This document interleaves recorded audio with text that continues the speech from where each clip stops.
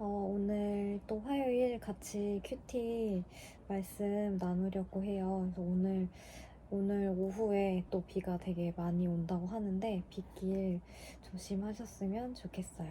그래서 오늘 7월 4일 화요일 분별하는 지혜를 구하라 사무엘하 14장 1절에서 11절 말씀.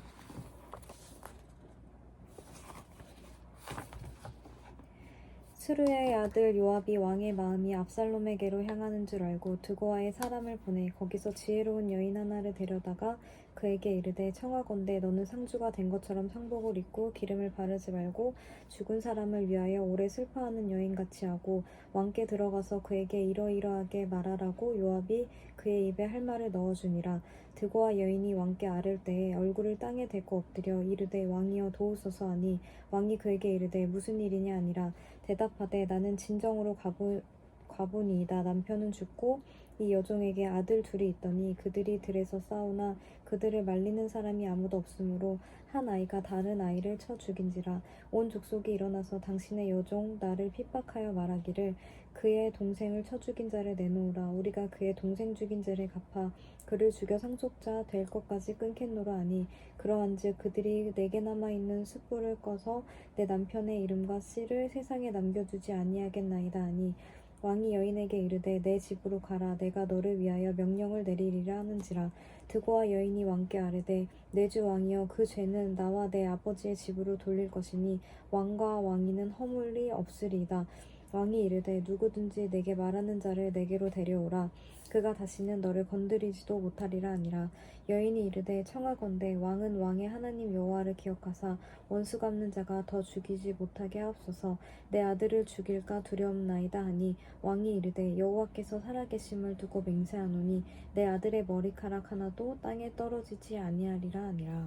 아멘. 기회를 엿보는 요압. 다윗은 압살롬을 보고 싶어 했습니다. 그러나 정의를 실현해야 하는 왕으로서의 책임 때문에 압살롬을 만날 수 없는 상황이었습니다. 이러한 다윗의 마음을 알게 된 요압은 압살롬을 다시 돌아올 수 있도록 다윗을 설득하기 위한 계책을 꾸밉니다. 드고아에 있는 한 지혜로운 여인을 불러서 자신이 지어낸 이야기를 다윗에게 말하도록 시킵니다. 다윗과 압살롬을 화해시키려는 요압의 행동은 순수한 동기가 아닌 정치적으로 자신에게 이익이 있을 것이라는 판단에서 나온 것입니다. 하나님은 기회주의적인 태도를 기뻐하지 않으십니다.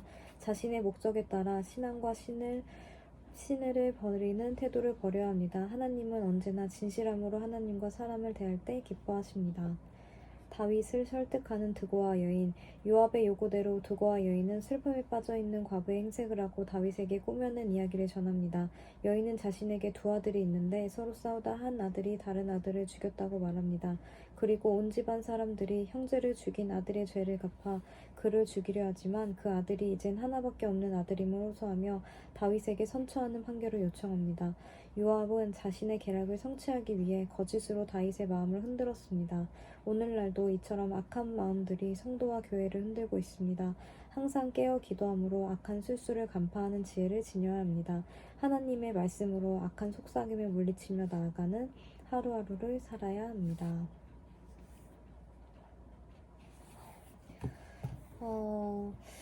오늘도 이 말씀을 읽으면서 다윗이 뭐 전쟁이나 그런 상황에서 언제나 물었는데 오늘 같은 이 상황에서는 이 여인의 말을 듣고 주님한테 먼저 기도하지 않았던 모습인데 저도 살아가면서 이 많은 뭔가 어떤 외부로부터 그리고 주변 사람들로부터 그리고 이야기를 많이 듣게 되고 그 제가 상황에서 어떠한 판단을 내리고 그런 결정을 할 때에 그냥 그 순간순간 이 선택이 당연히 이게 선한 방법이겠지 그리고 이게 선한 선택이겠지 하고 주님 앞에 묻지 않고 결정을 하고 제가 판단을 내렸던 적이 되게 많았던 것 같아요.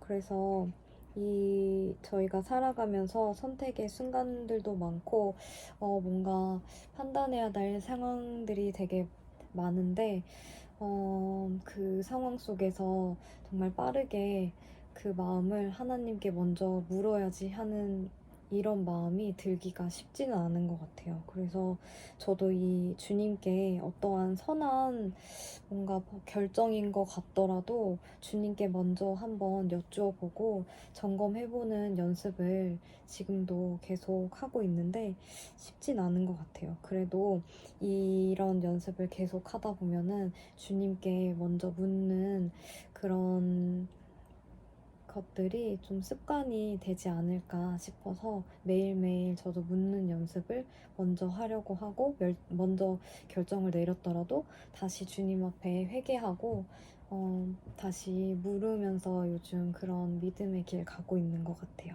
그래서 오늘 또 말씀에 누가복음 21장 36절 말씀에 보면